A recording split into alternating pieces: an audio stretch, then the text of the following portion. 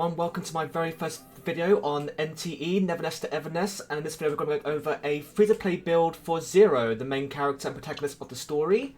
We're going to be going over their role as a burst DPS, how to use them alongside main DPS, their stats and attributes I think in the most important order they need it to be in. Also going over their modules, cartridges, how to build the cartridges and modules together to make it as powerful as possible. We're also going over the abilities and their awakenings, which I think in the order they'll be most suitable in. So yeah, without further ado, let's get underway then, shall we? Yes, so Zero, as I just said, the protagonist of the story, the main character in the game. They are a Cosmo burst DPS character, so the difference between being a burst DPS and a main DPS is that as a burst DPS you're meant to use their skills, get them into a fight, get an SP cycle, the trigger, and then get them out again. So you go into a fight, starting off with their abilities, cast them, tag them out for mint for example, so they can start doing main DPS and then wait until their skills cool down and then get back into the fight, use their skills again, and to repeat back in with a main DPS or main DPSs, but using one or two depending on your skill rotation and your team makeup. So along with that then, we'll go over to his arcs. Yes, so Zero currently in the game has access to 5 arcs, one of them actually being a pay-to-play bundle which comes from the shop, being the Rain That Shook the World. It's a very nice arc, but as it's part of a paid bundle, we're not using it for this guide. But it is quite nice overall if you want to go down that route in the future. But if you can't go down that route as a free-to-play player, we're going to be going over his main weapon, being the Forgotten. It increases attack power by 36% where it's above half health. As a burst DPS, you always want to be over that health threshold, so it shouldn't be too hard to keep up most of the time when doing boss battles and whatever else. And if you need to get some extra healing other than leave that half health barrier, you need some food from your backpack to get back over that half health threshold. He has access also to 3 other ones. Go over those very quickly. So your very first we probably start off with the game with will be first step to success when you do your first couple of rolls on the board, on the actual fair board. It's a pretty good overall starting weapon, but that'll be very quickly replaced by the Forgotten. There are 2 ways to get the Forgotten. You can get them through the fair board, as I just mentioned, through rolling, or you can get them through the Arc Research Facility, which you can go through to here very quickly. When you actually go around Heaven Row, you can encounter enemies like Garuda criminals and whatever else extra anomalies. You can go ahead and exchange enough of your U-Duns to actually be able to transfer it for specific arcs here. In this case, being Zero's Forgotten, so you can get it through the board. Or you can get it through here, either one through exploring or through the board. So quite easily get your hands on the Forgotten arc. Now going over the other options. You don't have to worry about these other 2 options, we'll go over them very quickly anyway. Yes, so we have also access to Blow Up the Crowd, not usable for Zero because he has to be on the field to be able to use damage in the first place, and Blow Up the Crowd only works when you're off the field, so just doesn't work unfortunately for Zero. It's more of a support weapon for like Haniel, to be able to increase Zero attack power by not being on the field. And also Reality Refuge. Because it's animal damage, we don't use animal damage, we use cosmo damage, so this is unfortunately completely pointless. The only reason you would use it is if you don't have the Forgotten yet at this point, but you should be able to get the Forgotten way easier or easy enough for having to worry about having to use Reality Refuge. It's just not a usable arc for Zero at all. Now for the consoles, probably the most complex part of this entire guide because of the way it's obviously based around RNG and everything else. There are 8 main stats in the game, being health or health points, attack, defense, crit rate, crit damage, cycle intensity, break intensity, and healing bonus. The ones you want to focus on primarily the most, in order from what I believe in, is Cosmo damage, the main ability for Zero, then attack damage, crit chance, cycle intensity, break intensity, attack percents, and then universal damage, but you can't really get that anyway for now from what I've seen. And the reason why you want to go for, I think, in order, is Cosmo damage will just increase. Because everything you do, every attack you do in the game is based off of your elements. So the higher you can get your elemental damage, in this case being Cosmo, you'll just do a lot more damage. So you want to try and get your main attribute here for Lost Radiance, being the main arc or the main cartridge for Zero, being hopefully Cosmo damage up here. So what you want to try and get your main stat attribute here is Cosmo damage. That'll be your main source of DPS. Then for sub attributes in order, doesn't really matter what you get out the 4. Preferably though you want to try and get attack power, being hopefully if you can number 1, followed by crit damage, being number 2, and then after that, these other 2 aren't so important, but if you can try and get crit rates, followed by, last one is whatever you can get your hands on, break intensity, a pure attack power, cycle intensity, one of those three. If you can get one of those, break, cycle, or attack power, one of those if you can for your last stat, if you can. But being the hardest one to try and do, if you've got to go through rabbit hole and do a lot of grinding to get the really good cartridges, and also modules.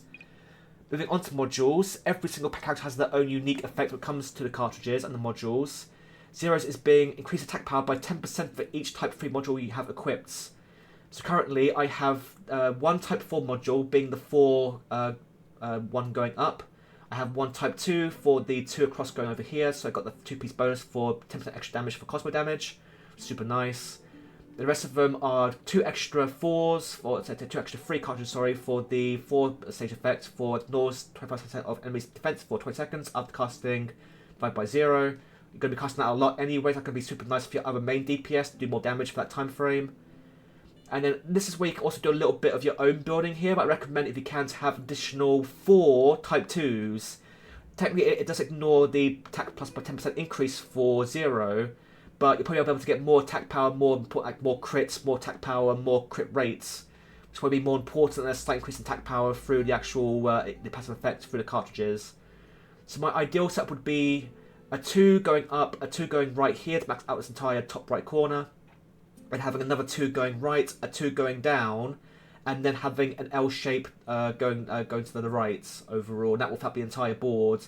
You'll be able to get an additional extra 1 Type 3, so you have an extra 30% attack power, which is quite nice, along with having the full board maxed out.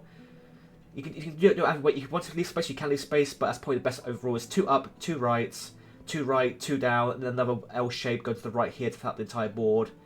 Much attack power, crit damage, crit rate, cycle intensity as much as you can overall. That's the main stats you're looking for there for that. Up next is the Awakenings. We'll try and shotgun through these pretty quickly because I don't want to waffle on for too long about it. But my number 1 priority for the first slot, at least for me, is find the calling.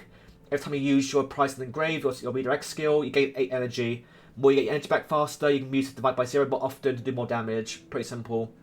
Number 2 is Anomalous Record. Increase the divide by 0 crit chance by 50%. And this is why I recommend to have crit rates quite low. Because if you actually build for crit rate for all your subcategories, you should be able to hit roughly 35% overall. And if you're actually able to take the Zoo Vitamin food, which you can get from the Bamboo Pharmacy, for a fight for 3 minutes, you'll get it off for 5 minutes. I think it's either 3 or 5 minutes. I think it's 3 minutes actually, I think. My apologies. You get an extra 10% chance to crit, so you'll be up to like 45% chance to crit. So with the Anomalous Record for divide by 0, you'll have a 95% chance to crit, which would be massive. You're pretty much guaranteed to get critical every single hit with his ultimate. So that's why you have to worry about crit rate as much, which is a very important skill overall.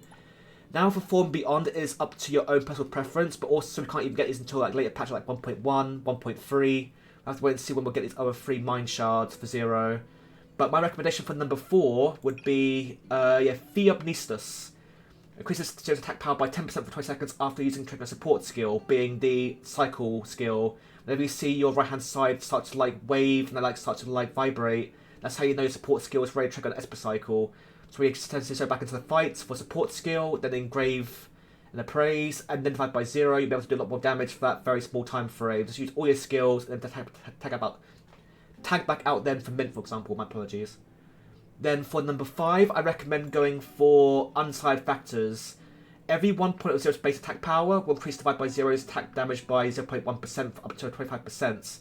So basically, in short, if you have the maximum of 2500 attack power, that will be the maximum you can get for that right now. Currently, with my actual missing cartridges, I'm missing an extra 900 attack power right now, so that's why I'm not going for that one just yet, but that'll be down the line where you get more consoles, get more modules, get some high rolls, hopefully on those, get some good stat ones.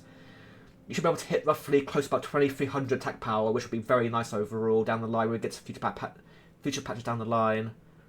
Then for the last one is going to be, where's the last one here? Yeah, Blooming Gaze. Deals 1 additional hit for 20% attack power to enemies of lower level on the first hits. And ignores 75% of the target's defense. So unfortunately this one's very niche because you can only use it on something that's lower level than you, but if you're doing like high level content, you're probably not going to have anything that's lower than you anyway. It's probably more for grinding, like lower enemies, probably out and about in doing world exploration. Still not a bad opening thing for Price and Engrave, but it doesn't really be useful past the first hit, so that's probably why it's the last one to awaken here, in my opinion. If you like it, it's up to you, but considering how many times Zero attacks very quickly, but very weakly, and part of its main attacks, you're not going to be able to use it more than the first normal swing, so that's why I've rated it down here to be the last one on the Awakening. Then lastly, the abilities. This is pretty self-explanatory. Just got to try and increase the power of your attack, basic attack, your skill, in ultimate as much as possible, whenever you can, so you do more damage. Same for support skill. Try and get that active as much as possible down the line. Just maximize damage for when it gets into a fight, help out with the rest of the actual Esper cycles. But yeah, with that, that is pretty much how I want to try and show off the video for how to build a free-to-play Zero guide. Hope everyone enjoyed it. If you want to see more in the future for other characters like maybe Mint or Skier, let me know down in the comments section below. I'll be more than happy to hopefully make some more guides, hopefully get some more experience under my belt so I can make some better guides down the line. But yeah, hope everyone enjoyed the video, and hopefully until next time, everyone, have a wonderful rest of your day. See you soon. All the best. Take care. See you soon.